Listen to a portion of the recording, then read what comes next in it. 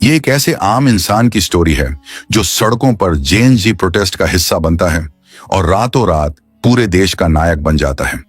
एक underground wrapper से लेकर देश के प्राइम मिनिस्टर बनने तक का सफर। बालन शाह ने पावर में आते ही कुछ ऐसा कर दिया जिसने पुराने पॉलिटिशियंस की नींदें उड़ा दी और वह पब्लिक के दिलों पर राज करने लगा। जब देश का सिस्टम पूरी तरह करप्ट हो चुका था और यूथ सड़कों पर खून बहा रहा था, तब इसी 35 साल के सिविल इंजीनियर ने पूरे पॉलिटिकल सिस्टम को घुटनों पर ला दिया। इस स्टोरी में आपको पॉलिटिक्स का वो डार्क साइड और रेवोल्यूशन का वो सच दिखेगा जो आपने कभी इमेजिन भी नहीं किया होगा। कुर्सी की पेटी बांध लीजिए, क्योंकि बालन शाह के रेवोल्यूशन की यह स्टोरी आपको आखिर तक इंगेज करके रखेगी।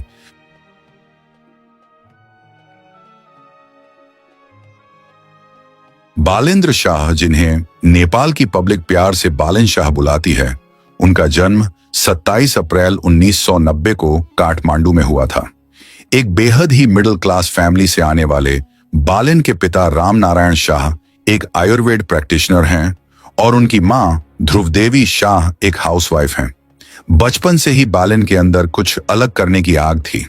उन्हें म्यूजिक और पोएट्री का गहरा शौक था, लेकिन उन्होंने अपनी एजुकेशन के साथ कभी कॉम्प्रोमाइज नहीं किया।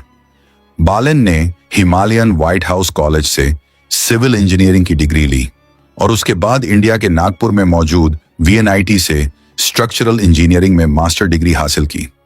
2018 में उन्होंने सबीना काफले से शादी की और एक फैमिली मैन बन गए। लेकिन बालन के अंदर एक और इंसान छिपा था और वो था एक अंडरग्राउंड रैपर।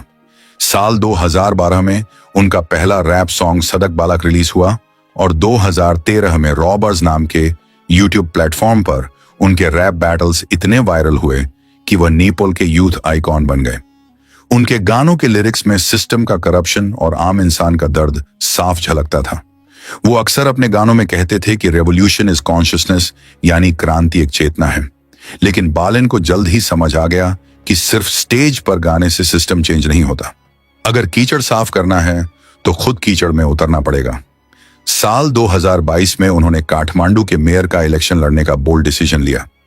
बिना किसी पॉलिटिकल पार्टी के सपोर्ट के एक इंडिपेंडेंट कैंडिडेट के तौर पर इलेक्शन लड़ना किसी पागलपन से कम नहीं था।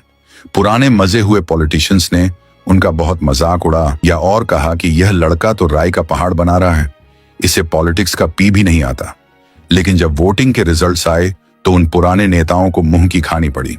बालन ने 38% से ज्यादा वोट्स हासिल करके सबको शॉक कर दिया और काठमांडू के 15वें मेयर बन गए। मेयर बनते ही बालन ने अपना एक्शन अवतार दुनिया को दिखा दिया। उन्होंने इलीगल स्ट्रक्चर्स पर बुलडोजर चलवाना शुरू कर दिया और लैंड माफिया की धज्जियां उड़ा दी। बालन का काम करने का स्टाइल इतना एग्रेसिव और ट्रांसपेरेंट था कि टाइम मैगजीन ने 2023 में उन्हें टॉप 100 इमर्जिंग लीडर्स की लिस्ट में सिलेक्ट कर लिया। लेकिन पब्लिक को नहीं पता था कि यह तो बस एक ट्रेलर है और असली पॉलिटिकल अर्थक्वेक तो अभी आना बाकी है। मेयर की कुर्सी पर बैठते ही बालन शाह का सबसे डेयरिंग और शॉक करने वाला एक्शन था जय नेपाल सिनेमा हॉल के नीचे सालों से दबी हुई टुकुचा नदी को बाहर निकालना। सालों से करप्ट पॉलिटिशियंस और लैंड माफिया ने इस ऐतिहासिक नदी को जमीन के 15 फीट नीचे एक ब्रिक डोम टनल में दबाकर उस पर बड़ी बड़ी कमर्शियल बिल्डिंग्स और मॉल्स तान दिए थे। बालन ने बिना किसी प्रेशर की परवाह किए सीधा बुलडोजर मंगवाया और उस नदी को वापस दुनिया के सामने ला खड़ा किया। जब अमीर बिजनेसमैन और पावर वाले लोगों ने इसका विरोध किया तो बालन ने डंके की चोट पर कहा कि रूल सबके लिए बराबर है। इसके बाद जब बालन ने सरकारी जमीन और नदियों के किनारे पर इलीगल कब्जा करने वाले लैंडलेस स्क्वाटर्स को हटाना चाहा तो फेडरल गवर्नमेंट ने उनका सपोर्ट करने से साफ इनकार कर दिया। यहीं से बालन शाह और सेंट्रल गवर्नमेंट के बीच एक भयंकर क्लैश की शुरुआत हुई। बालन कोई आम पॉलिटिशियंस की तरह दबने वाले इंसान नहीं थे। उन्होंने ईंट का जवाब पत्थर से देते हुए सीधा सिंगा दुरबार का कूड़ा उठवाना ही बंद करवा दिया। सिंगा दुरबार वो जगह है जहां प्राइम मिनिस्टर ऑफिस और देश की तमाम बड़ी मिनिस्ट्रीज मौजूद हैं। बालन ने फेसबुक पर 14 रीजंस की एक लंबी लिस्ट पोस्ट कर दी कि आखिर क्यों वह सेंट्रल गवर्नमेंट का कूड़ा साफ नहीं करेंगे। उनका यह बोल्ड स्टेप पूरे नेपाल में आग की तरह फैल गया। उन्होंने अपने ऑफिस में ग्रेटर नेपाल का मैप लगा लिया जो उनके स्ट्रॉन्ग नेशनलिज्म को रिप्रेजेंट करता था। जब पुराने पॉलिटिशियंस ने उन पर प्रेशर बनाने की कोशिश की तो बालन ने सोशल मीडिया पर ओपन चैलेंज दे दिया कि तुम सब मिलकर भी मेरा कुछ नहीं बिगाड़ सकते। यह पोस्ट सिर्फ 22 मिनट में इंटरनेट पर वायरल हो गया और इस पर 34,000 से ज्यादा रिएक्शंस आ गए। देश का यूथ अब बालन में अपना अल्टीमेट हीरो देख रहा था। पॉलिटिशियंस को लगा कि वो इस मेयर को आसानी से दबा देंगे, लेकिन उन्हें जरा भी अंदाजा नहीं था कि देश में जल्द ही एक ऐसा भूचाल आने वाला है जो इस पूरे करप्ट सिस्टम को जड़ से उखाड़ फेंकेगा और बालन को देश के सबसे ऊंचे तख्त पर बैठा देगा।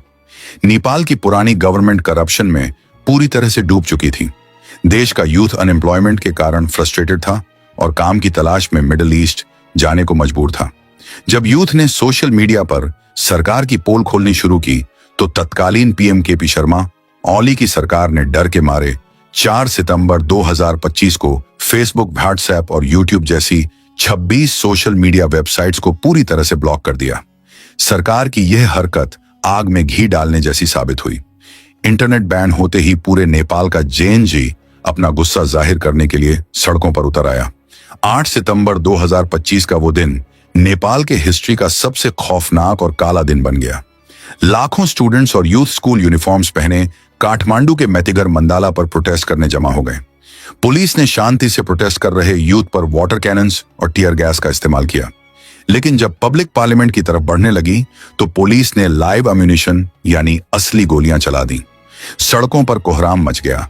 पुलिस ने सिविल सर्विस हॉस्पिटल के अंदर भी टीयर गैस छोड़ दी, जहां घायल स्टूडेंट्स का इलाज चल रहा था। इस ब्रुटैलिटी ने पूरे देश को हिलाकर रख दिया। 9 सितंबर को गुस्से में पागल भीड़ ने कई पॉलिटिशियंस के घरों को आग के हवाले कर दिया। पूर्व पीएम केपी शर्मा ओली के बलकौट वाले घर पर भी हमला हुआ। हालात इतने आउट ऑफ कंट्रोल हो गए कि सेंट्रल जेल सुंदरा से 3,513 खूंखार कैदी भाग निकले। इन 2 दिनों की हिंसा में 76 मासूम लोगों की जान चली गई, जिनमें 22 प्रोटेस्टर्स शामिल थे और 2,000 से ज्यादा लोग बुरी तरह घायल हो गए। सड़कों पर बहता खून देखकर 9 सितंबर 2025 को पीएम केपी शर्मा ओली को अपनी कुर्सी छोड़कर रिजाइन करना पड़ा। पूरी सरकार गिर चुकी थी, देश में एनर्की फैल चुकी थी और आर्मी को सिक्योरिटी की कमान संभालनी पड़ी। यह एक ऐसा रेवोल्यूशन था जिसने पुराने सिस्टम की धज्जियां उड़ा दी थी। सरकार गिरने के बाद देश में पावर वैक्यूम बन गया था। नेपाल आर्मी ने जेएनजी रिप्रेजेंटेटिव्स को बातचीत के लिए बुलाया, लेकिन जब यूथ लीडर रक्षाबाम ने देखा कि आर्मी पुराने भ्रष्ट नेताओं और कंट्रोवर्शियल बिजनेसमैन दुर्गा प्रसाई को भी मीटिंग में स्टेक होल्डर बनाकर ला रही है, तो उन्होंने तुरंत वॉकआउट कर दिया। यूथ अब किसी भी पुराने चेहरे पर ट्रस्ट नहीं करना चाहता था। इसके बाद यूथ ने प्रोटेस्ट को डिजिटल प्लेटफॉर्म पर शिफ्ट किया। डिस्कॉर्ड ऐप पर यूथ अगेंस्ट करप्शन नाम के एक सर्वर में 1,45,000 से ज्यादा मेंबर्स जुड़े। वहां ऑनलाइन वोटिंग के जरिए पूर्व चीफ जस्टिस सुशीला कार्की को 3,833 वोट्स देकर इंटरिम प्राइम मिनिस्टर चुना गया। सुशीला कार्की ने पावर संभालते ही पार्लियामेंट डिसॉल्व कर दी और मार्च 2026 में नए इलेक्शंस की अनाउंसमेंट कर दी। अब पूरे देश की उम्मीदें सिर्फ और सिर्फ बालन शाह पर टिकी थीं। बालन ने आरएसपी ज्वाइन कर ली और उन्हें सीधा प्राइम मिनिस्टीरियल कैंडिडेट बना दिया गया। बालन ने एक बहुत बड़ा मास्टर स्ट्रोक खेलते हुए झापा 5 कॉन्स्टिट्यूएंसी से चुनाव लड़ने का ऐलान किया, जो पुराने पीएम केपी शर्मा ओली का सबसे मजबूत गढ़ था। ओली 1991 से वहां कभी कोई इलेक्शन नहीं हारे थे। यह पॉलिटिकल बैटल बिल्कुल डेविड एंड गोलायत जैसी थी। लेकिन जब इलेक्शन रिजल्ट्स आए तो पूरी दुनिया शॉक में थी। बालन शाह ने 68,348 वोट्स हासिल करके केपी शर्मा ओली को 49,614 वोट्स के मैसिव मार्जिन से बुरी तरह हरा दिया।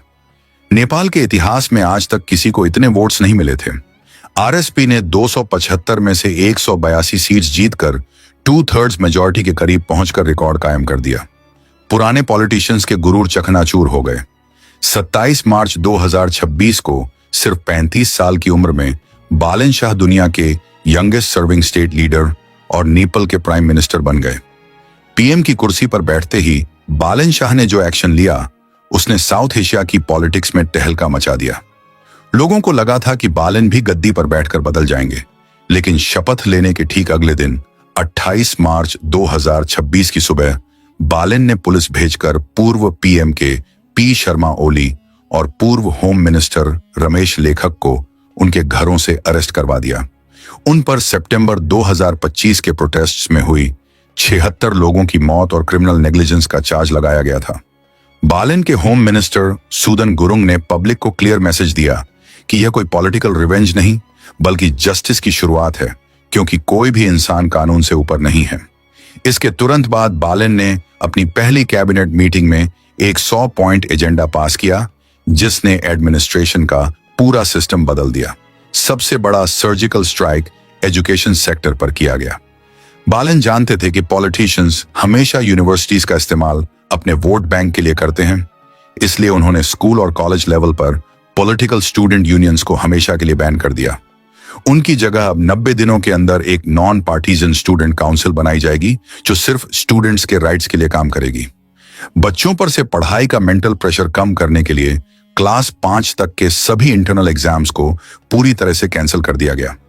इसके अलावा बालिन ने हेल्थ केयर को लेकर एक स्ट्रिक्ट ऑर्डर पास किया कि देश के सभी प्राइवेट और पब्लिक हॉस्पिटल्स को अपने टोटल बेड्स का 10% हिस्सा गरीब और बेसहारा मरीजों के लिए पूरी तरह फ्री रखना होगा। जो हॉस्पिटल ये रूल फॉलो नहीं करेगा, उसका लाइसेंस तुरंत कैंसिल कर दिया जाएगा। बालिन सरकार ने फेडरल मिनिस्ट्रीज की गिनती घटाकर सिर्फ 17 कर दी, ताकि पब्लिक का पैसा बचाया जा सके। ये फैसले इतने फास्ट और इफेक्टिव थे कि पब्लिक को पहली बार लगा कि उनके वोट से सच में कोई रेवोल्यूशन आया है। बालिन शाह का यह विजन सिर्फ एजुकेशन या पॉलिटिक्स तक लिमिटेड नहीं था, बल्कि विमेन सेफ्टी और यूथ एम्प्लॉयमेंट में भी उन्होंने ग्राउंड लेवल पर बड़े चेंजेस किए। महिलाओं की सेफ्टी के लिए बालिन सरकार ने 7 प्रोविंसेस में ब्लू बस सर्विस शुरू करने का शानदार डिसीजन लिया। पहले 100 दिनों के अंदर ही 25 एडवांस सेफ्टी फीचर्स वाली ब्लू बसेस सड़कों पर उतार दी गईं, जिनमें महिलाएं सेफली और टेंशन फ्री ट्रैवल कर सकती हैं। यूथ के फ्यूचर के लिए भी बालिन ने 1.2 मिलियन जॉब्स क्रिएट करने का मेगा टारगेट रखा। बालिन चाहते थे कि नेपाल के यूथ को एम्प्लॉयमेंट के लिए मिडिल ईस्ट ना जाना पड़े और नेपाल को एक ग्लोबल आईटी एक्सपोर्ट हब बनाया जा सके। सिस्टम से हेवी करप्शन को खत्म करने के लिए बालिन शाह ने 1991 से लेकर अब तक के सभी करप्ट पॉलिटिशियंस की प्रॉपर्टी की डिटेल इन्वेस्टिगेशन के लिए एक हाई लेवल कमेटी फॉर्म कर दी। इससे सालों से मलाई खा रहे वीआईपी कल्चर वालों में खौफ का माहौल पैदा हो गया। बालिन ने सिविल सर्वेंट्स और टीचर्स के किसी भी पॉलिटिकल पार्टी से जुड़ने पर स्ट्रिक्ट बैन लगा दिया, ताकि सरकारी काम बिना किसी बायस के हो सके। एक सिविल इंजीनियर और अंडरग्राउंड रैपर ने अपने कॉन्फिडेंस से साबित कर दिया कि अगर नीयत साफ हो तो एक अकेला इंसान भी पूरे सिस्टम की सफाई कर सकता है। बालिन शाह आज नेपाल के यूथ के लिए सिर्फ एक पॉलिटिशियन नहीं, बल्कि एक असल जिंदगी के नायक बन चुके हैं। उन्होंने अपनी हिम्मत और पागलपन से एक नया गोल्डन हिस्ट्री लिख दिया है, जिसने पूरी दुनिया को यूथ पावर की असली ताकत दिखा दी है। तो दोस्तों, यह थी नेपाल के 35 साल के पीएम बालिन शाह की एक रैपर से लेकर देश के सबसे बड़े नायक बनने तक की कंप्लीट स्टोरी। उनके बोल्ड डिसीजंस और सिस्टम को क्लीन करने के एग्रेसिव एटीट्यूड ने साबित कर दिया है कि जेन जी की यूनिटी के आगे कोई भी करप्ट पॉलिटिशियन टिक नहीं सकता। बालिन शाह का कौन सा रूल या एक्शन आपको सबसे ज्यादा स्ट्रांग और पब्लिक फ्रेंडली लगा?